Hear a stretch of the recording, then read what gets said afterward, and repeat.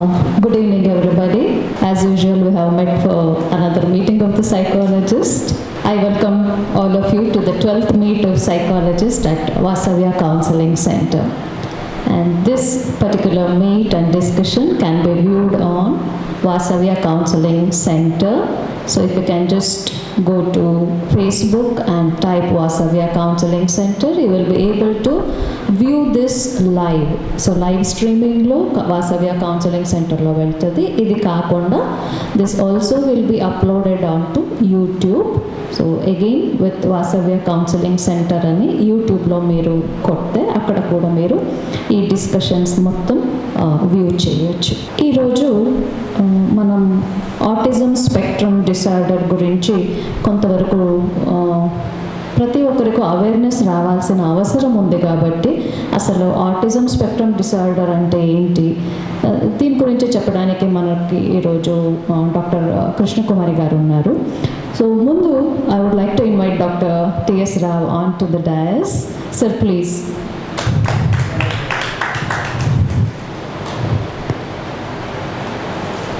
Autism spectrum డిసార్డర్లో పిల్లలకి జనరల్గా మనం చూసేది కమ్యూనికేషన్లో ప్రాబ్లం ఎక్కువగా కనిపిస్తూ ఉంటుంది, అలాగే సోషియలైజేషన్లో కూడా ప్రాబ్లం ఎక్కువగా కనిపిస్తూ ఉంటుంది. అందరితో మింగిల్ అవ్వలేరు, కొన్ని స్పెసిఫిక్ క్యారెక్టరిస్టిక్స్ ఉంటుంది. అయితే ప్రపంచంలో ప్రస్తుతం మనం చూస్తున్నది ప్రతి 160 పిల్లలో ఒక పిల్లకి ఆటిజం స్పెక్ట్రమ్ డిసార్డర్ ఉంటుందనేది ఒక అంచనా వేసి ఉన్నారు. So this is the prevalence of ASD is very very high. Recent ఇయర్స్లో మనకు వస్తున్న రీసెర్చ్ ప్రకారం మనం చూస్తే దీని ప్రివలెన్స్ ఇంకా పెరుగుతూ ఉంది. అయితే ఆటిజం ఎక్కువగా వస్తుందా లేకపోతే మనకి ఆ ఐడెంటిఫికేషన్ అనేది ఎక్కువగా జరుగుతుందా అనేది కన్ఫ్యూజన్లో ఉన్నాం అనేది that is one of the things that is being questioned. So ఈరోజు మనకు ఆటిజం స్పెక్ట్రమ్ డిసార్డర్ గురించి this upcoming challenge to the world, how to deal with it, how to identify and manage చేయొచ్చా, ఎలా చేయొచ్చు, ఈ విషయాలన్నీ ఈ అంశాలన్నీ గురించి చెప్పడానికి మనతో డాక్టర్ కృష్ణకుమారి గారు ఉన్నారు. I would like to invite doctor Krishnakumari on to the stage. She is a psychologist and she is the founder of Vijayawada, and she deals with these children day in and day out. 24 hours కూడా ఈ పిల్లలతోనే గడుపుతారు కాబట్టి ఆవిడకున్న practical knowledge, experience చాలా వాస్ట్గా ఉంది. ఆ ఎక్స్పీరియన్స్ని మనతో share చేసుకోవాల్సిందిగా, మళ్ళీ ఆ అవేర్నెస్ మనకు కూడా చాలా అవసరం అండి. So I would request doctor Krishnakumari garu to take over from him. Good evening everybody అండి. Thank you very much for this wonderful opportunity to share my feelings about autism. చాలా సెన్సిటైజేషన్ ఇవ్వాల్సినటువంటి అవసరం ఉన్నటువంటి అంశం ఇది. ఎందుకంటే దాని ఎర్లీ డిటెక్షన్ చాలా విషయాలకి, అంటే prevention is better than cure అన్నట్టుగా ఎర్లీ డిటెక్షన్ కూడాను లేట్ డిటెక్షన్ కంటే చాలా మంచి ఫలితాలు ఇస్తుంది. అందువల్ల ఈ టాపిక్ ఇవాళ మీరు తీసుకోవడం, ఇది నాకు ఈ అవకాశం ఇవ్వడం thank you very much. So upcoming challenge to the world అని ఎందుకన్నానంటే ప్రపంచం అంతా కూడాను ఈ సమస్య పట్ల చాలా బర్నింగ్గా ఫీల్ అవుతున్నారు. చాలా సమస్యలకి, అంటే డిసీజెస్ అవని, డిజార్డర్స్ అవని, చాలా సమస్యలకి ఆన్సర్ లేని సమస్యలు ఇవాళ మెడికల్ ఫీల్డ్లో చాలా ఉన్నాయి. అందులో ఇది చాలా ఇంపార్టెంట్గా ప్రతి కంట్రీ నుంచి కూడా ఈ ప్రాబ్లం మీద రీసెర్చెస్ అవి ఎక్కువ జరుగుతున్నాయి. ఇందాక లలిత మేడం అన్నట్లుగా ఆటిజం ఎక్కువ పెరుగుతోందా, ఆర్ అదర్వైజ్ ఆటిజం మీద అవేర్నెస్ పెరగడం వల్ల మనం ఐడెంటిఫై చేస్తున్నామా అనేది, మనము ఐడెంటిఫై రెండూ సమానంగా పెరుగుతున్నాయని అనుకోవచ్చు. ఇదివరకు ఏంటంటే సైన్స్ అండ్ టెక్నాలజీ లేని రోజుల్లో మా పిల్లలకి మాటలు లేట్గా వచ్చాయి అంటే మా తాతయ్య మాటలు లేట్గా వచ్చాయి, మీ నాన్నకి లేట్గా నడక వచ్చింది అనుకుంటూ దానిని కొంత ఇగ్నోర్ చేస్తుండేవారు. వచ్చే వాళ్ళకి వచ్చేవి, లేని వాళ్ళకి లేవు. పిల్లలు కూడా ఎక్కువ మంది పుట్టేవాళ్ళు. సో ఒక చైల్డ్, ఇద్దరు చైల్డ్ ఏదైనా ప్రాబ్లం ఉంటే కూడాను నడిచిపోయేది. ఇప్పుడు అందరికీ కూడా ఒక్కొక్క చైల్డే, దానివల్ల చాలా ఎక్కువ కాన్సన్ట్రేషన్ ఉంటుంది. ప్రాబ్లం కూడా త్వరగా డిటెక్ట్ చేయడానికి అందరు కూడా ముందుకు వస్తున్నారు. రెండు కూడా సమానంగానే ఉన్నాయని చెప్పుకోవచ్చు. So this is the autism spectrum disorder. You all know, you are well educated, what is the spectrum, we all can understand the group of symptoms అన్నీ కలిపి మనము స్పెక్ట్రమ్ అనేది మాట్లాడతాం. అందువల్ల దాన్ని ఆటిజం స్పెక్ట్రమ్ డిజార్డర్ అన్నారు. It's generally shows with unique puzzle లాగా ఉంటుంది కాబట్టి అలా మిక్స్డ్ కలర్స్ తోటి అది ఇండికేట్ చేస్తారు. Next, so autism is not a disease. అది ఒక డిసీజ్ అయితే ఏదో ఒక సిస్టమేటిక్గా ఒక పెథాలజీ ఉంటుంది, ఒక రేడియాలజీ ఉండొచ్చు, దానికి కొంత ట్రీట్మెంట్ ట్రీట్మెంట్ టైమ్ ఉంటాయి. But this is a disorder. Don't try to cure us, try to understand us. This is a word of a artistic child అనుకుందాం. నెక్స్ట్, సో ఇందాక లలిత మేడం చెప్పారు ప్రివిలెన్స్ గురించి అని. ఈ ప్రివిలెన్సెస్ మీద సర్వేస్లో ఏంటంటే రకరకాలుగా మనకి రికార్డ్స్ దొరుకుతూ ఉన్నాయి. WHO రికార్డ్ ఒకటి ఉంటుంది, ఆటిజం అమెరికన్ ఆటిజం అసోసియేషన్ వాళ్ళు ఇచ్చే రికార్డ్స్ కొంత ఒక రకంగా ఉన్నాయి, DSM వాళ్ళు ఇచ్చే రికార్డ్స్ కొంత రకంగా ఉన్నాయి. సో కానీ ఎలా అనేది మనం చూద్దామంటే 1985లో 1 in 2500 ఉంటే 2000కి వచ్చేసరికి 1 in 150 వచ్చింది. ఇప్పుడు 2010 లాస్ట్ సర్వీస్లోకి వచ్చేసరికి 1 in 68. మనందరికీ తెలుసు ICD క్లాసిఫికేషన్స్ కానీ ఇవన్నీ ఎవ్రీ 10 yearsకి ఒకసారి మనం రివ్యూ చేస్తూ ఉన్నాం. ఈసారి మళ్ళీ 10 years అయ్యేసరికి ఇంకా ప్రాబ్లం పెరగడానికి అవకాశం ఉంది. 1 in 165 అనేది యావరేజ్ రికార్డ్స్ చెప్తున్నాయి, కానీ అంతకంటే హై అనేదే ఎక్కువ. ఎందుకంటే ఎప్పుడైనా సరే ఏ సర్వేలో అయినా మనకి సర్వేలోకి వచ్చేవి మాత్రమే చెప్పగలుగుతున్నాం, అంతేగాని అన్ఐడెంటిఫైడ్ కేసెస్, డిజబిలిటీ సర్టిఫికేట్ లేని కేసెస్ ఎన్నో ఉంటాయి. ఇప్పుడు మా స్కూల్లో 100 మంది పిల్లలు ఉన్నారు, 60 మందికే సర్టిఫికేట్స్ ఉన్నాయి, అంటే గవర్నమెంట్ సర్వేలో 60 ఉన్నట్టు లెక్క. సో అందువల్ల మనం ఈ స్టాటిస్టిక్స్ అనేదాన్ని మనం దాన్ని అంత కరెక్ట్గా మనం జడ్జి చేయలేం. నెక్స్ట్, సో ఇది జనరల్ ఇంట్రెస్టింగ్. ఒక ఆర్టిస్టిక్ ఫ్యామిలీకి ఒక చైల్డ్కి $60,000 పర్ యానం ఖర్చు అవుతుంది వాడికి. తర్వాత 3.5 million ఇంతమంది యూఎస్లో కూడా ఉన్నారు. అందువల్లనే వరల్డ్ మొత్తం బర్నింగ్ ప్రాబ్లం అని అన్నది. నాకు కూడా ఈవెన్ యూఎస్ నుంచి, దుబాయ్ నుంచి, UK నుంచి కూడా కాల్స్ చేస్తుంటారు, ఇలా మా చైల్డ్ ఉన్నాడండి, ఏం చేయాలి, ఇలాంటి సిమ్టమ్స్ ఉన్నాయి అనేసి. సో అక్కడ అంత గ్రేట్ అనుకుంటున్న కంట్రీస్లో కూడాను అక్కడ ఉండే సమస్యలు ఇంకా ఎక్కువగా ఉన్నాయి. దాన్ని తీర్చడంలో, తొందరగా ఎర్లీ ఐడెంటిఫై చేయడంలో మనమే ముందున్నామని అనిపిస్తుంది నా ఎక్స్పీరియన్స్ తోటి. కారణం తర్వాత చెప్తాను. So now effect 1 in 42 out of బాయ్స్లో 42 చిల్డ్రన్లో ఒక బాయ్కి అనేది వస్తుంది. తర్వాత 5 times ఎక్కువగా ఉంటుంది బాయ్స్లో గర్ల్స్ కంటే. జెండర్ డిఫరెన్స్లో కనుక బాయ్స్ కంటే గర్ల్స్కి తక్కువ వస్తుంది. ఆటిజం నవ్ ఎఫెక్ట్ ఇప్పుడే స్టాటిస్టిక్స్ అయితే 1 in 68 అనేది చెప్తున్నారు. సో DSM-5 అందరికీ తెలుసు, డయాగ్నోస్టిక్ స్టాటిస్టికల్ మాన్యువల్ తెలుసు అందరికీను. యాక్చువల్గా DSM-4లో ఏముండేదంటే రకరకాల పేర్లతో ఉండేది. Pervasive developmental disorder, childhood disintegrative disorder అని డిఫరెంట్ నేమ్స్తో ఉండేది అది. సో ఇవన్నీ డిఫరెంట్ నేమ్స్తో ఉంటే DSM-5 కిందకు వచ్చేసి అవన్నీ కలిపి ఆర్టిస్టిక్ స్పెక్ట్రమ్ డిజార్డర్ అనేది ఒక స్పెక్ట్రమ్ చేసి ఇవన్నీ ఇంచుమించు ఒక గ్రూప్లోనే ఉన్నాయి. వాటిలో సివియారిటీ లెవెల్స్ని బట్టి మారుతోంది తప్ప అన్నీ ఇంచుమించుగా ఒకటిగానే ఉన్నాయి. మోరోవర్ అన్నిటికంటే కూడా వాళ్ళు ఇచ్చింది ఏంటంటే డయాగ్నోస్టిక్ పర్పస్కి వాళ్ళు చెప్పేది ఏంటంటే సోషల్ కమ్యూనికేషన్ స్కిల్స్ ఇంపైర్మెంట్ ఏదైతే ఉందో అది కోర్ కంప్లైంట్గా, కోర్ చీఫ్ కంప్లైంట్గా తీసుకొని దానిని సోషల్ కమ్యూనికేషన్ డిజార్డర్స్ కింద చేర్చడం జరిగింది DSM-5లో. సో హిస్టరీ ఆఫ్ ఆటిజం చూద్దాం. అసలు ఎక్కడ పుట్టింది ఈ ఆటిజం అనే మాట, ఎప్పుడు పుట్టింది, ఇవాళ ప్రపంచానికి సమస్య ఇది, ఎప్పటి నుంచో ఉందా, దాన్ని ఎవరు ఫస్ట్ ఐడెంటిఫై చేశారనేది చూస్తే 19th century నుంచి కూడాను ఫస్ట్ ఒక ఆయన ఈ బ్లూయర్ అనే ఒక సైంటిస్ట్ స్క్విజోఫెనిక్ కేసెస్ని, అంటే చైల్డ్హుడ్ స్క్విజోఫీనియాస్ని ఆటిజం అన్న మాటతో మాట్లాడారు. దాన్ని ఆటో అంటేనే సెల్ఫ్ అని, సో సెల్ఫ్ వరల్డ్లో లిమిటేషన్లో ఉండేవాళ్ళని ఆటిజం అని ఆయన ఏదో ఒక పక్క నుంచి ఒక చిన్న డయాగ్నోస్ చేసుకుని దానికి ఒక నేమ్ ఇవ్వడం జరిగింది. తర్వాత కొన్నాళ్ళ పాటు దాని మీద పూర్తిగా ఒక రీసెర్చ్ జరగలేదు. అసలు ఎవరికి వాళ్ళు ఇదేం కంప్లైంట్ అన్నట్టుగా ఓ పక్కకు పెడుతూ వచ్చారు, ఎందుకంటే వాళ్ళకి బయటకు వచ్చిన కేసెస్ తక్కువ కాబట్టి. 1940 టైంలోకి వచ్చేసరికి లియో కెన్నర్ అనే ఒక సైంటిస్ట్, పెడియాట్రిక్ సైకియాట్రిస్ట్ ఆయన.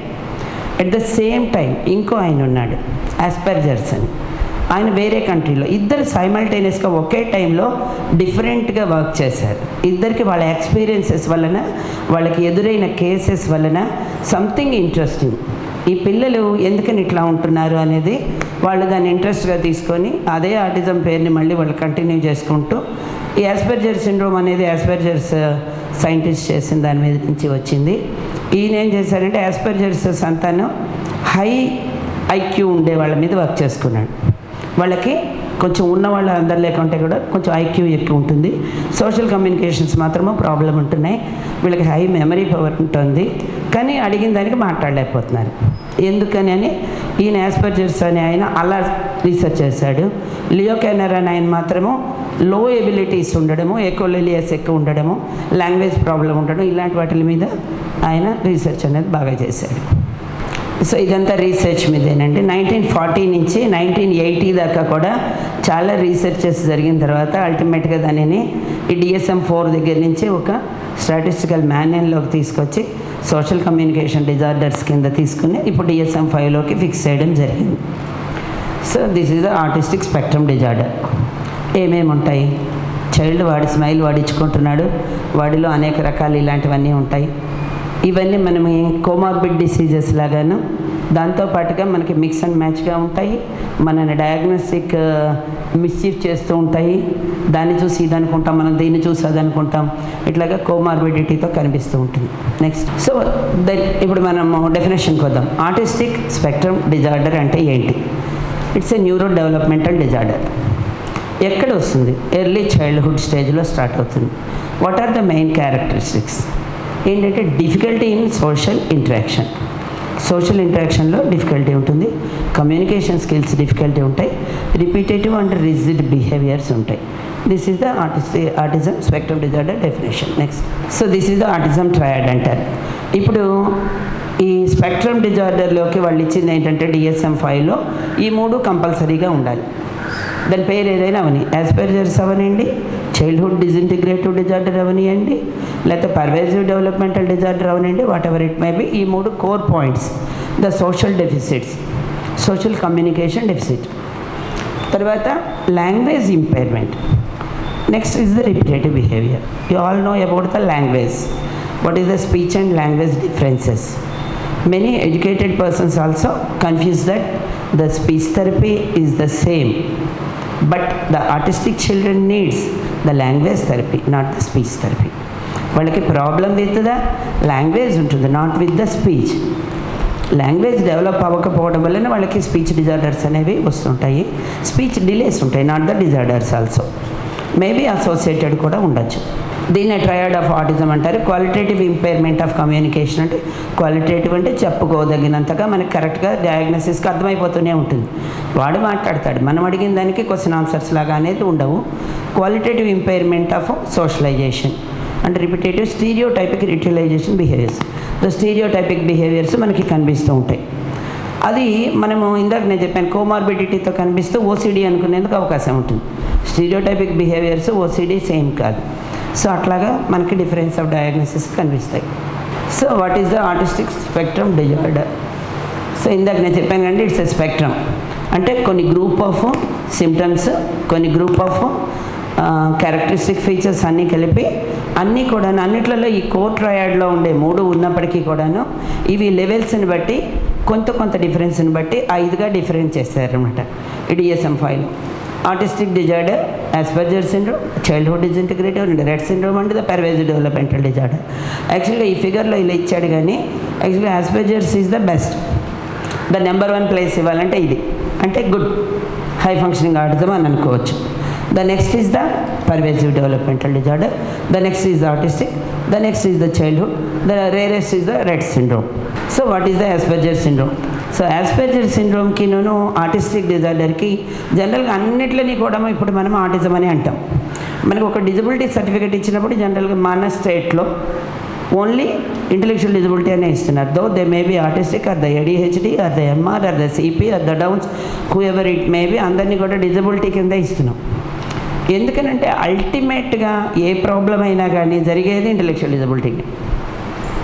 ఏ ప్రాబ్లం వల్లనైనా వాళ్ళు ఇంటెలెక్చువల్గా వాళ్ళు డిజబిలిటీ కండిషన్లోనే ఉంటున్నారు, అంటే వాళ్ళ IQ levels lesser than the 80% అనేది వస్తుంది, కాబట్టి ఇంటెలెక్చువల్ డిజబిలిటీ అనేది ఇస్తున్నారు. అలాగే ఆటిజం అని అందరినీ ఆటిజం అని అనేస్తున్నాం.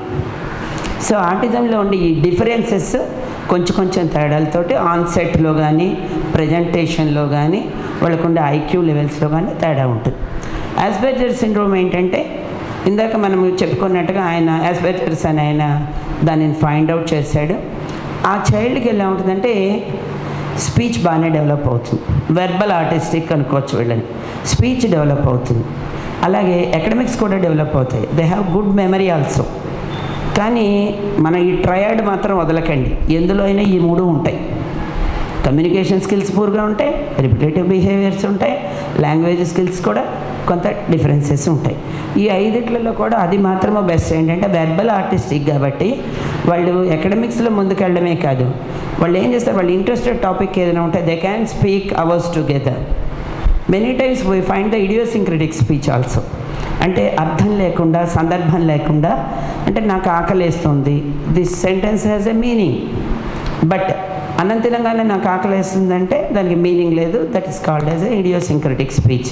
సో వాళ్ళకి వచ్చిన దాంతో వాళ్ళు ఎదుటి వాళ్ళని అటెన్షన్ కోసం ట్రై చేయడము, వాళ్ళకి ఇష్టమైన టాపిక్స్ మీద ఎదుటివాడి విషయం వాళ్ళకి అనవసరం, వాళ్ళు మాట్లాడదలుచుకుంటే మాట్లాడేస్తూనే ఉంటారు. సో యాక్చువల్గా మనకి టైం ఉంటే నేను చూపిస్తాను, నా దగ్గర అన్ని వెరైటీస్ ఉంటారు పిల్లలు. వీళ్ళు ఎలా అంటే సడన్గా వచ్చేసి మా టీవీలో సీరియల్స్ అన్నీ కూడా చెప్పేస్తూ ఉంటారు, ఏది ఏ టైంలో వస్తుంది, అందులో క్యారెక్టర్స్ ఏంటి, it has meaning. But we didn't ask that. మనం ఏదో చెప్తుంటాం, వాళ్ళు ఏదో మాట్లాడుతూ ఉంటారు. సో అలా ఉంటుంది. కానీ వీళ్ళు ఏంటంటే సెల్ఫ్ ఇండిపెండెంట్గా వాళ్ళ పనులన్నీ వాళ్ళు చేసుకోగలుగుతారు. సో దాన్ని అందుకనే హై ఫంక్షనింగ్ ఆటిజం అంటాం. నెక్స్ట్ వచ్చేసి ఏంటంటే పర్వేజివ్ డెవలప్మెంటల్ డిజార్డర్. సో వీటిలన్నిట్లలో కూడా కామన్ సిమ్టమ్ ఏంటంటే అన్నీ కూడా 0 to 3 years లోపలే డెవలప్ అవుతాయి. అందుకనే చైల్డ్హుడ్ ఆటిజం అని ఫస్ట్ పెట్టిన లియో కెన్నర్ పెట్టిన పేరు అది, చైల్డ్హుడ్ ఆటిస్టిక్ అని పెట్టారు ఆయన. సో చిన్నప్పుడే స్టార్ట్ అవుతుంది, ఎర్లీ ఏజ్లో డెవలప్మెంటల్ స్టేజ్లో స్టార్ట్ అవుతుంది.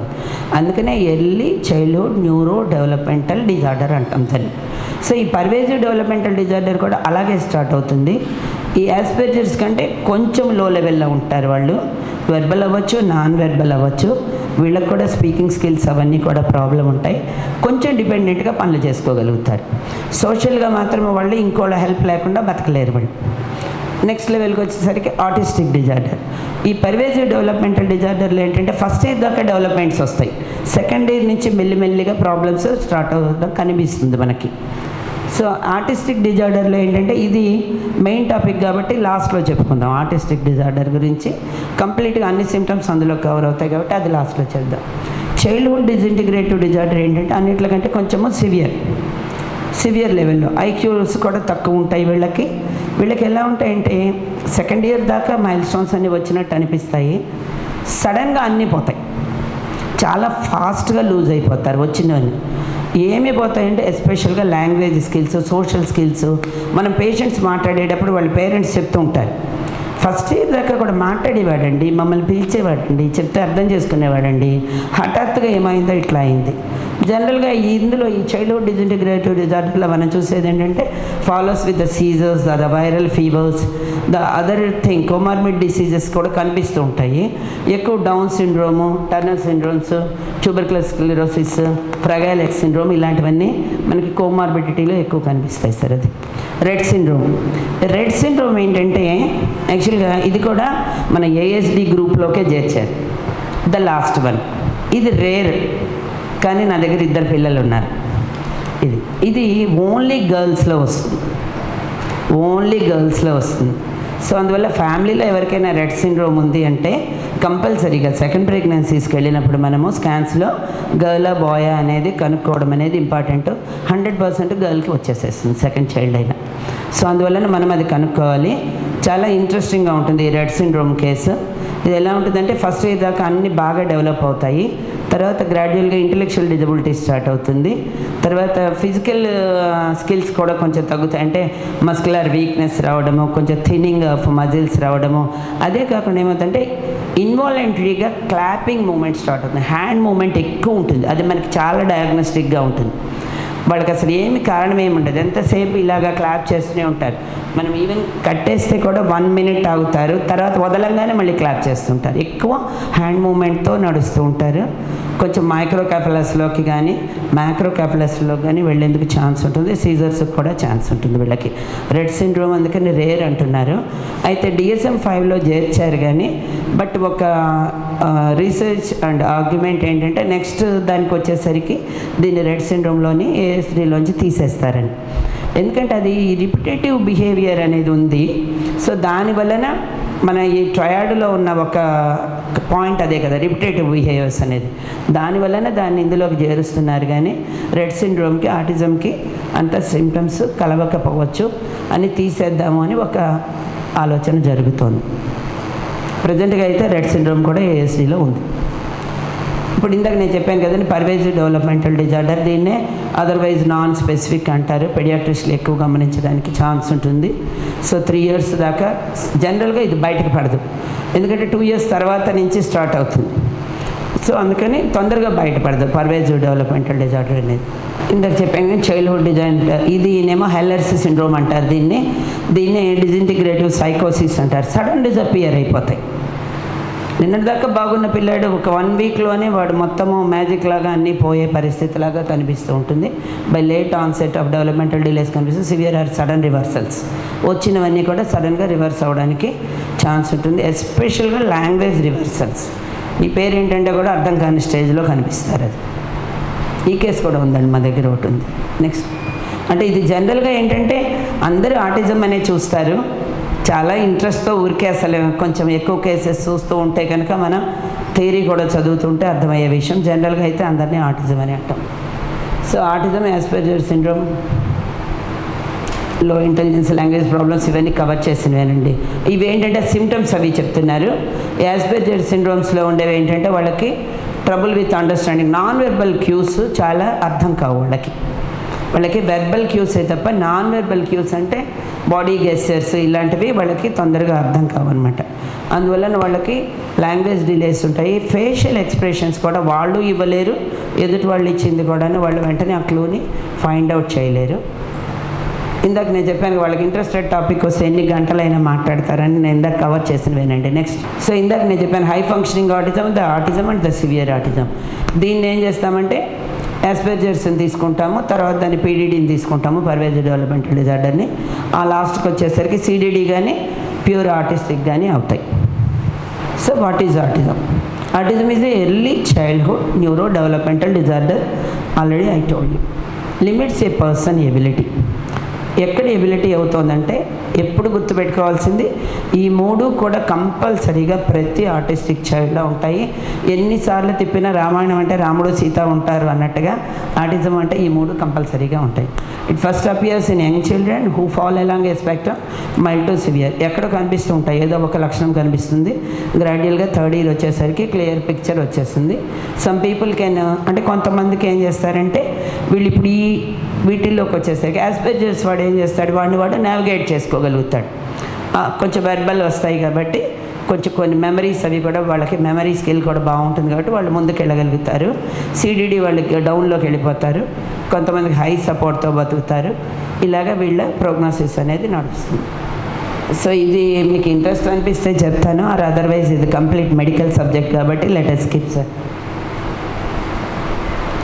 ఓకే సార్, కంప్లీట్గా మెడికల్ది ఇది. యాక్చువల్గా సెరెబ్రల్ కార్టెక్స్, ఇప్పుడు ఎమిగ్డాలా అనేది ఉంటుంది బ్రెయిన్లో. సో ఎమిగ్డాలా ఏం చేస్తుందంటే అది మన డేంజర్స్ అనే దాని ప్రమాదాలు ఎలా వస్తాయి, సో ప్రొప్రయాటిక్ సెన్సెస్ దాని మీద వర్క్ చేస్తుంది. సో అది ఎమిగ్డాలాలో ప్రాబ్లం ఉంటుంది. అలాగే హిప్పోకాంపస్ ఉంటుంది. ఎమోషన్స్ని షేర్ చేసేది ఫ్రంటల్ లోబ్స్ అవి చేస్తాయి, టెంపరల్ లోబ్స్ అవి.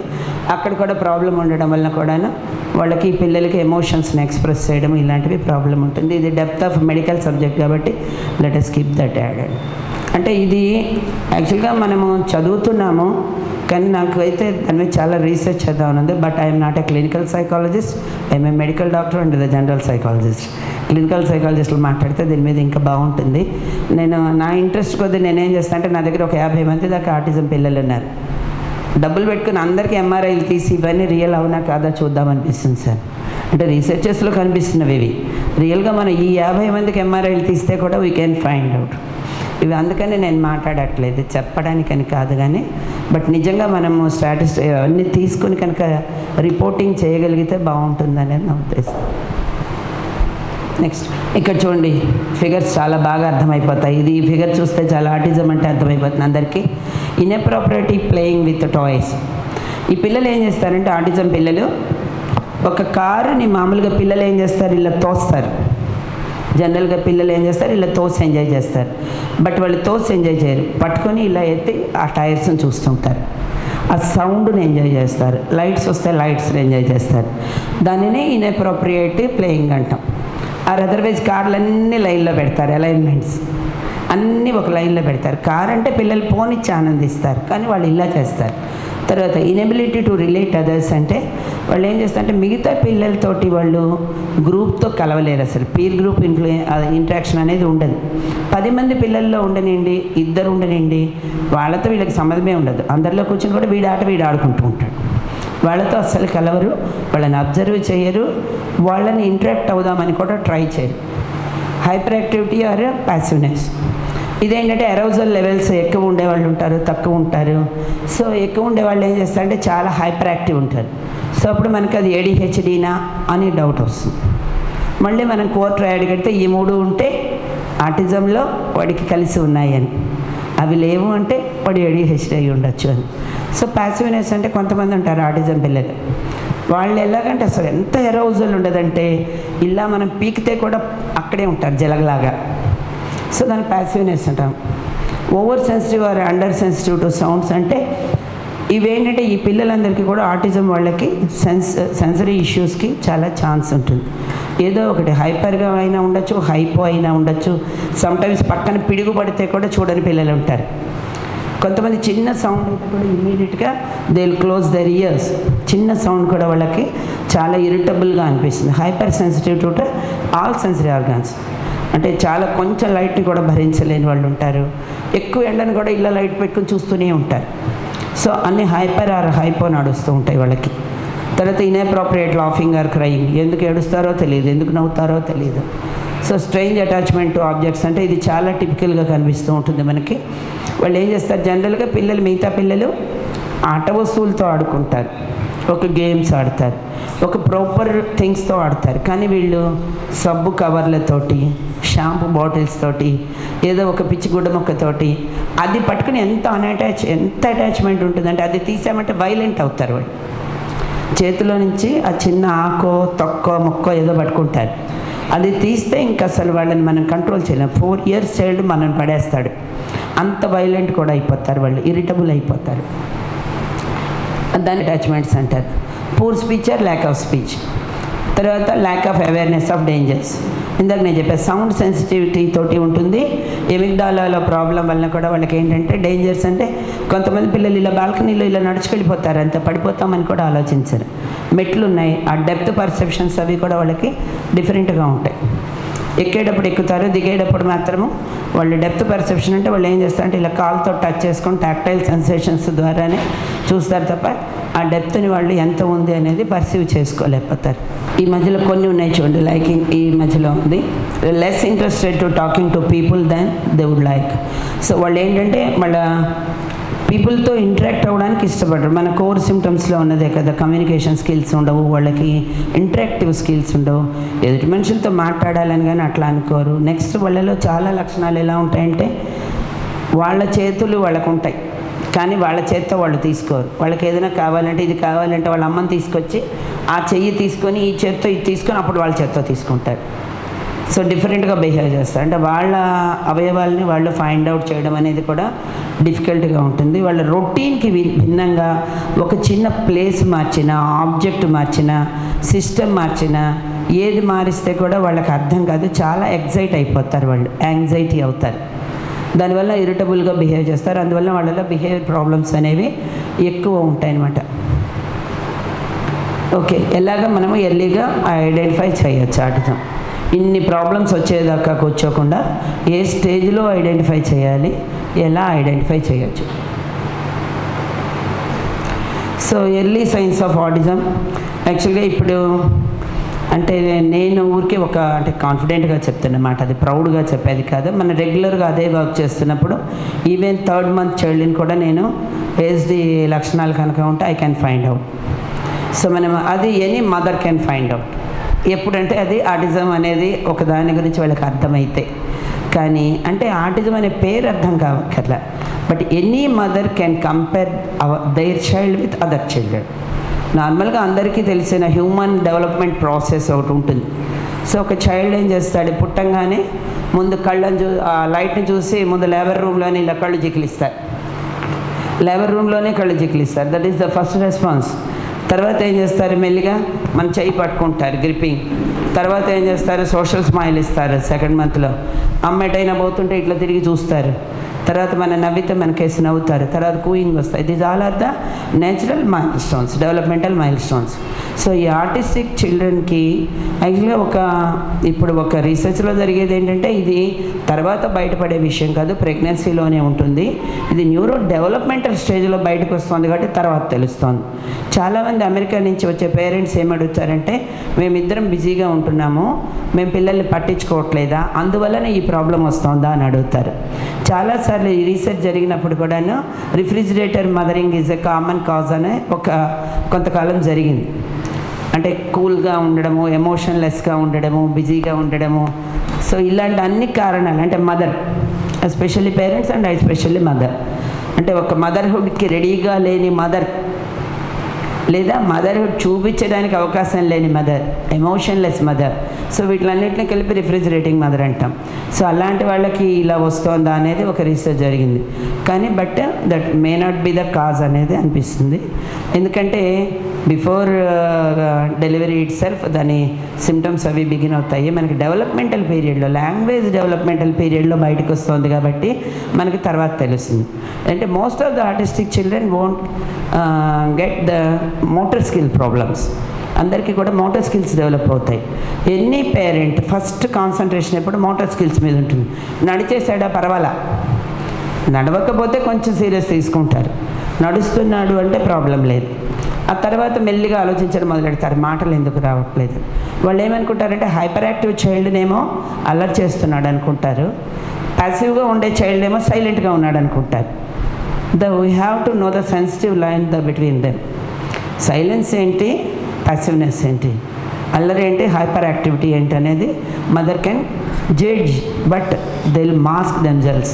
నా బిడ్డకి ఎందుకు వస్తుంది, ఏమీ అయి ఉండదులే, మన వాళ్ళందరికీ లేట్గా వచ్చాయి కదా, అవే వస్తాయి అనుకుని డెవలప్మెంటల్ పీరియడ్ ఇంకొంచెం నెగ్లెక్ట్ చేయడం వలన లాంగ్వేజ్ డెవలప్మెంట్ అనేది చాలా వెనక్కి వెళ్ళిపోతూ ఉంటుంది. సో ఇక్కడ ఏమవుతుందంటే వాళ్ళు పిల్లలు సెకండ్ మంత్లో, థర్డ్ మంత్లో సోషల్ స్మైల్ వస్తుంది. తల్లి పలకరించగానే నవ్వుతారు, అది పోతుంది.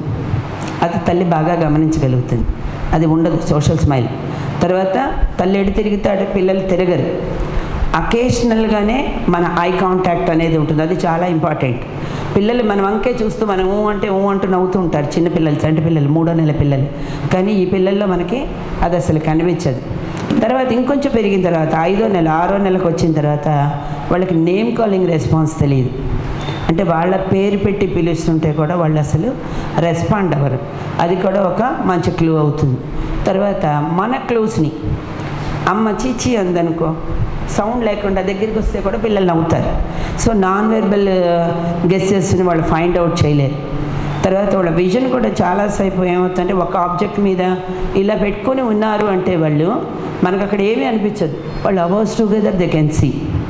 ఈ లోపల ఏం జరుగుతోంది అనేది ఈ ఫీల్డ్ విజన్లో మిగతా దాన్ని వాళ్ళు పర్సీవ్ చేయరు, వాళ్ళు ఎక్కడో చూస్తుంటారు. అందుకని మదర్స్ ఏమనుకుంటారంటే వీళ్ళు యోగిలాగా కూర్చుంటాడండి హ్యాపీగా, మమ్మల్ని ఏం విసిగించాడు. సో వాళ్ళు ఏం చేస్తారంటే వాళ్ళ పని వాళ్ళు చేసుకుంటూ ఉన్నారు. అందువల్ల ఇంకా లాంగ్వేజ్ డెవలప్మెంట్ అనేది డిలే అయిపోతూ ఉంటుంది చైల్డ్కి. రేర్లీ సీక్స్ యువర్ అటెన్షన్, మీ అటెన్షన్ కోసం ట్రై చేయరు. 5వ నెల 6వ నెల పిల్లలు ఏం చేస్తారు, అమ్మ పెడితే ఏడుస్తారు, ఎత్తుకోవడం కోసం నానా నాటకాలు ఆడతారు. వీళ్ళలో ఆ నాటకాలన్నీ ఏముండవు. అందుకని మదర్ ఏమనుకుంటుందంటే చాలా సైలెంట్ అండి, నన్ను ఎత్తుకోమండు, ఏమి ఏడిపించాడు, వాడు దౌను వాడు ఉంటాడు, ఆకలిస్తే కూడా ఎడవడు. వీళ్ళందరూ ఏమనుకుంటారంటే అది గుడ్ సైన్ అనుకుంటారు, but that's a bad sign. చాలామంది పేరెంట్స్ మాకేం చెప్తారంటే కొత్త వాళ్ళ దగ్గరికి కూడా వెళ్ళిపోతాడు, మా బాబు కొత్త పాత ఉండదు. ఉండాలి, కొత్త పాత ఉండాలి, చైల్డ్కి సెక్యూరిటీ జోన్లో ఉండాలనే ఫీల్ ఉండాలి. అంతేగాని ఎవరి దగ్గరికి పడితే వాళ్ళ దగ్గరికి వెళ్ళిపోతే they don't know the new or the relatives or the dangers, ఏమీ తెలియదు వాళ్ళకి. ఈవెన్ వాళ్ళ మదర్స్ని కానీ పేరెంట్స్ని కానీ నియర్ పర్సన్స్ని కూడా they will recognise them as a known persons, not with the secured or highest effective or affectionate bond in the world అలా గుర్తించరు వాళ్ళు. అమ్మ అనేది బెస్ట్ బాండింగ్ కదా, అలా గుర్తించరు. Just as a known person గుర్తిస్తారు వాళ్ళు. Delays in motor development including rolling and over crawling sometimes కొంతమందిలో ఉండొచ్చు. అదర్వైజ్ అంటే మన సిడిడీస్ కానీ ఇంకెందులో అయినా కానీ రెడ్స్ కానీ అలాంటివి ఉన్నప్పుడు మాత్రమే మోటార్ సిమ్టమ్స్ మనకి కొంత ప్రాబ్లం వచ్చేందుకు ఛాన్స్ ఉంటుంది. నెక్స్ట్, మనం నవ్వినప్పుడు నవ్వరింగ్ ఏం కవర్ అవ్వలేదో చూస్తున్నాను. ఫెమిలియర్ ఓఎస్ఎస్కి కూడా వాళ్ళు పెద్దగా రెస్పాండ్ అవ్వరు. తర్వాత ఒక కారు వెడుతుంటుంది, నార్మల్ చైల్డ్ ఏం చేస్తాడంటే కారు వంకే చూస్తాడు, ఆబ్జెక్ట్ వంక మన ఐ పాత్ పెడుతుంది, కానీ వీళ్ళల్లో అది కనిపించదు. లైట్ పాత్ వంక పెడుతుంది నార్మల్ చైల్డ్, వీళ్ళకి అది కూడా కనిపించదు జనరల్గా. తర్వాత ఆబ్జెక్టివ్ పర్మనెన్స్ అంటారు, అసలు మేబీ మీరు బాగా ఫాలో అవుతారు. సో ఆబ్జెక్టివ్ పర్మనెన్స్ అనేది కూడా వీళ్ళకి అర్థం కాదు. యాక్చువల్గా ఇప్పుడు మీకు ఒక చిన్న ఇది చెప్తాను, మీ అందరికీ తెలిసిందే, the technical words about that subject తెలిసి ఉండకపోవచ్చు. కానీ ఇప్పుడు నార్మల్గా మన ఇళ్లలో పిల్లల్లో చూస్తాం, 8 months పిల్లడు ఏం చేస్తాడు, అమ్మ ఏదైనా ఇలా వెనకాల దాస్తే వెనక్కి వచ్చి తీసుకుంటాడు. అంటే వాడు ఎదురుకుండా లేకపోయినా ఆబ్జెక్ట్ కంటే ఒక పర్మనెన్స్ ఉంది అనేది వాళ్ళకి తెలుస్తుంది, వీళ్ళకి తెలియదు. ఎదురుకుండా లేకపోతే పోయింది అనుకుంటారు, అంతే, ఇంకక్కడ లేదు. ఇమీడియట్గా ఆ విషయం గురించి వదిలేస్తుంటారు. నెక్స్ట్, వాళ్ళ బేసిక్ రిక్వైర్మెంట్స్ కూడా వాళ్ళు ఏమీ ఎక్స్ప్రెస్ చేయరు, వెర్బల్గా కానీ నాన్ వెర్బల్గా కానీ కూడా ఎక్స్ప్రెస్ చేయరు. కొంచెం నడక వచ్చిన పిల్లలు, కొంచెము ఐక్యూ ఎక్కువ ఉన్న పిల్లలు అయితే వాళ్ళు డైరెక్ట్గా వాళ్ళ ఫుడ్ దగ్గరికి వెళ్ళిపోయి వాళ్ళకి కావాల్సిందే తెచ్చుకోవడమో ఏదో చేస్తారు. కానీ ఎస్ ఆర్ నో అనే కాన్సెప్ట్ తెలియక వాళ్ళకి బిహేవియర్ ప్రాబ్లమ్స్ బాగా డెవలప్ అవుతుంటాయి. No social smiles by 6th month. తర్వాత మనము 16 monthsకి వచ్చేసరికి అట్లీస్ట్ 1 word అయినా కంపల్సరీగా రావాలి. ఇది మన సెన్సిటైజేషన్ ఇవ్వాల్సిన విషయం ఏంటంటే, ఎర్లీ సైన్స్ మీద బాగా వర్క్ చేయాలి అందరూ. ఎర్లీ సైన్స్ మీద కనుక బాగా వర్క్ చేస్తే డిలే అవ్వకుండా, లాంగ్వేజ్ డెవలప్మెంట్ డిలే అవ్వకుండా ఉంటుంది. 16 monthsకి 1 word రావాలి. 24 monthsకి వచ్చేసరికి 2 word phrases కొంచెమైనా వచ్చి ఉండాలి. అమ్మ ఆకలి, బయటికి పెడదాము, అన్నం పెట్టు, లైక్ 2 word phrases అంటాం కదా. సో అవి వచ్చి ఉండడం అనేది చాలా ఇంపార్టెంట్. తర్వాత not showing items or sharing interest, అంటే మిగతా పిల్లలతో పాటు వాళ్ళు ఏది కలిపి షేర్ చేసుకోలేరు. మనం ఇప్పుడు నేను కాసేపు ఒక్కసారి ఇటు చూశాను అనుకోండి, మీ అందరూ ఏం చేస్తారు, ఆటోమేటిక్గా జాయింట్ అటెన్షన్ అందరం ఇచ్చేస్తాం ఎందుకు చూస్తున్నామని. కానీ వీళ్ళకి ఆ జాయింట్ అటెన్షన్ అనేది అసలు డెవలప్ అవ్వదు. మన బతుకు బాగుంది, వాళ్ళ బతుకు వాళ్ళది. ఎంతసేపు ఆటో అంటేనే ఇంటర్నల్ సెల్ఫ్, వాళ్ళ సెల్ఫ్ వరల్డ్లోనే ఉంటారు. కానీ మన రియాక్షన్స్ కానీ మన అటెన్షన్స్ కానీ మన రెస్పాన్సెస్ కానీ ఏది కూడా వాళ్ళు అంతగా గుర్తించరు అసలు. Loss of skills at any time, not response to sounds, ఇందాక చెప్పాను. Unusual mental, no babblings, pointing, meaningful guesses by 12 months. Babbling అంటే మీ అందరికీ తెలుసు కదా, what is the babbling? Nonsense syllables. So vocalisation నుంచి ఫస్ట్ నాన్ సెన్స్ సిలబల్స్కి వస్తుంది. అంటే ఏదో ఒక వర్డ్ పట్టుకొని పప్ప అని ఇలాగేదో, దాన్ని నాన్ సెన్స్ సిలబల్స్ని బ్యాబ్లింగ్ అంటాము. అక్కడ నుంచి స్పెసిఫిక్ వర్డ్స్లోకి మనము డెవలప్ చేస్తాం. So human development, most of the developments are the social learnings. మనం లెర్నింగ్ ఇస్తున్నాం. బ్రెయిన్కు ఉన్న ఎబిలిటీని, రా మెటీరియల్ని వాడుకొని మనము చైల్డ్లో ఎబిలిటీని పెంచుతాం. దానికి ఒక బెస్ట్ ఎగ్జాంపుల్ ఏంటంటే టర్జన్ అందరికీ తెలుసు, మనకి అడవిలో పెరిగాడు, హ్యూమనే, కానీ అతనికి మోడలింగ్ యానిమల్స్ అయింది. అందువల్ల హ్యూమన్ వాయిస్ కానీ హ్యూమన్ సౌండ్స్ కానీ హ్యూమన్ లాంగ్వేజ్ కానీ డెవలప్ అవ్వకుండా the behaviours, the emotions, whatever it may be, he learned from the animals, he behaved like a animal. So human చైల్డ్కి అమ్మ ఏం చేస్తుంది, అత్త చెప్పు, నాన్న చెప్పు, తాత చెప్పు, పాప చెప్పు, మనం అన్నీ అది చెప్పు, ఇది చెప్పు. తర్వాత నెక్స్ట్గా ఏం చేస్తాం, discrimination of the objects, discrimination of the persons. దాన్ని వాడు 5వ నెల పిల్లాడు, 8వ నెల పిల్లాడు ఏం చేస్తాడు, మాటలు వచ్చినప్పుడు కుక్కను పట్టుకుని అమ్మ అంటాడు. వాడికి ఏదో ఒక వర్డ్ వస్తే ఏ వర్డ్ పట్టుకుంటే అందరినీ అమ్మ అమ్మ అంటాడు. సో అమ్మ అనకూడదు, నన్ను అత్తాను, ఇది కుక్క పిల్లి కాదు అని ఏం చేస్తున్నాం మనము, అన్నీ లెర్నింగ్ ఇస్తున్నాం. సో ఈ ఆర్టిస్టిక్ చైల్డ్ దగ్గరికి వచ్చేసరికి వాడికి problem with the language development. What is the language? There is language differences, receptive language అంటారు, ఎక్స్ప్రెసివ్ లాంగ్వేజ్. అంటే మనం చెప్పింది అర్థం చేసుకోవడం రిసెప్టివ్ లాంగ్వేజ్, చెప్పింది అర్థమైంది ఎక్స్ప్రెస్ చేయగలగడం ఎక్స్ప్రెసివ్ లాంగ్వేజ్. సో వాడికి అసలు ఫస్ట్ థింగ్ రిసెప్టివ్ లాంగ్వేజే ప్రాబ్లం. వాడికి మనం ఏం చెప్తున్నామో అర్థం కాదు. కానీ any artistic child, many artistic child, any కాదు మెనీ ఆర్టిస్టిక్ చిల్డ్రన్ వాళ్ళకి బయోలాజికల్ నీడ్స్కి సంబంధించినంత వరకు సెల్ఫ్ లెర్నింగ్ వచ్చేస్తుంది.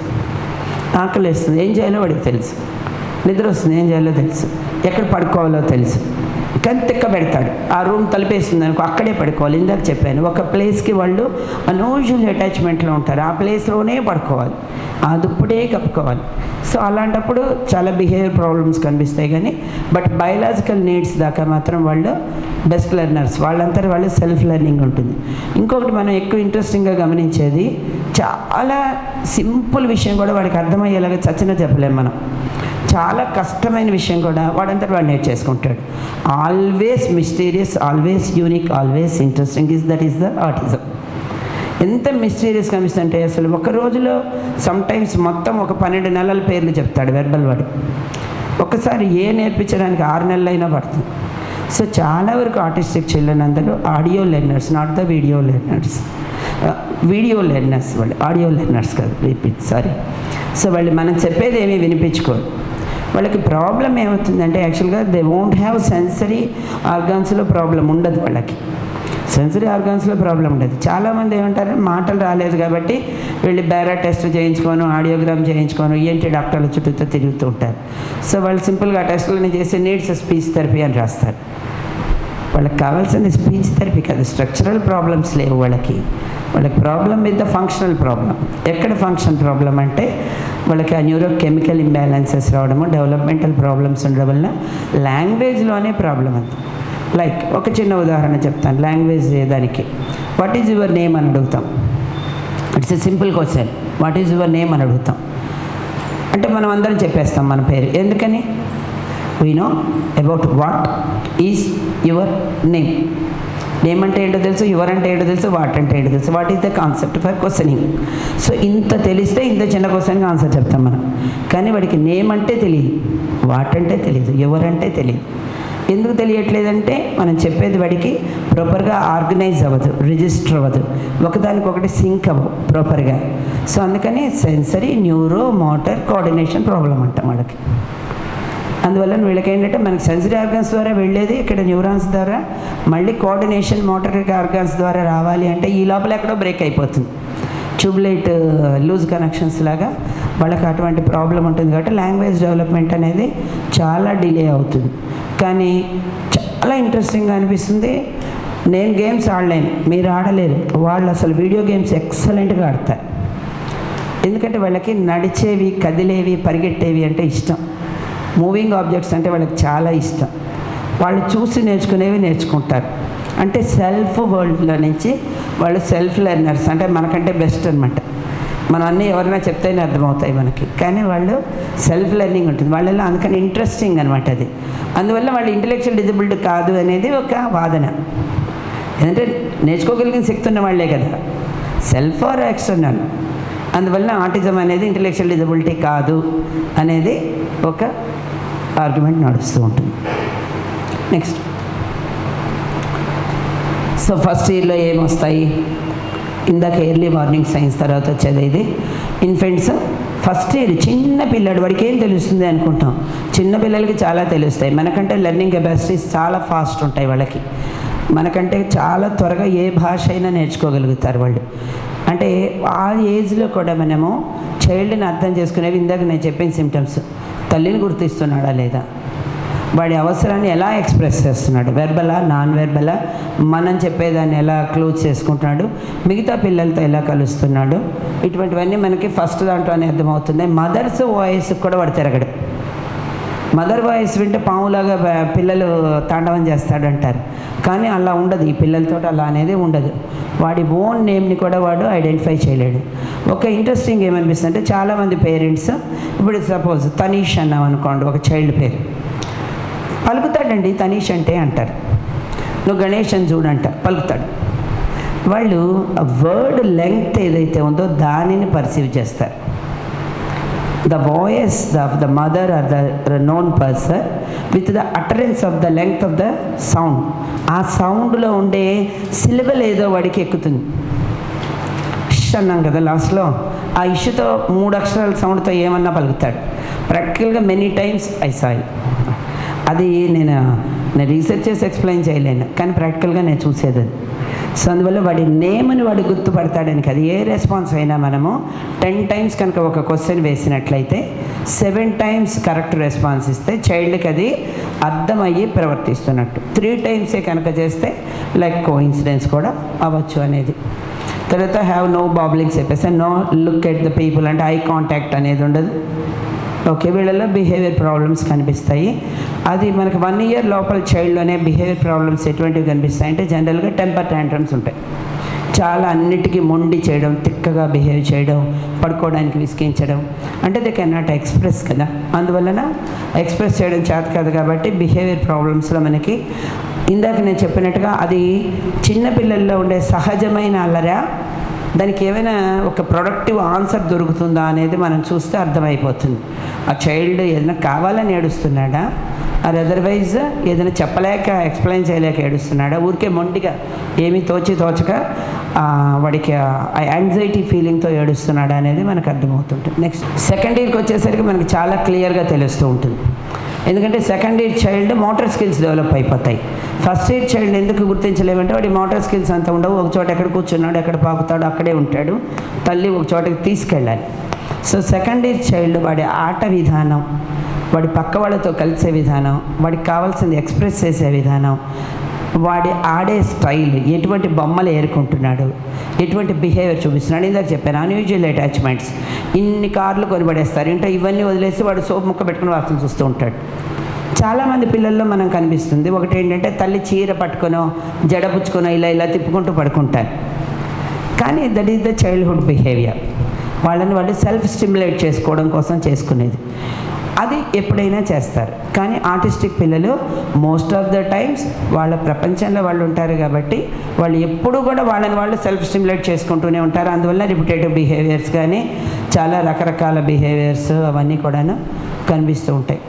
లాస్ ఆఫ్ లాంగ్వేజ్ స్కిల్స్ ఇందాక చెప్పేసాను కదా. నెక్స్ట్ ఇంకోటి ఏంటంటే ప్రిటెండెడ్ గేమ్స్. కవర్ 1 పాయింట్స్ చెప్తున్నాను. నో సింగిల్ వర్డ్ ఇందాక చెప్పాను. ప్రిటెండెడ్ గేమ్ అంటే ఏంటండి? ప్రిటెండెడ్ గేమ్ అంటే పిల్లలు ఏం చేస్తారు? అమ్మలాగా ఇమిటేట్ చేస్తారు, నాన్నలాగా ఇమిటేట్ చేస్తారు.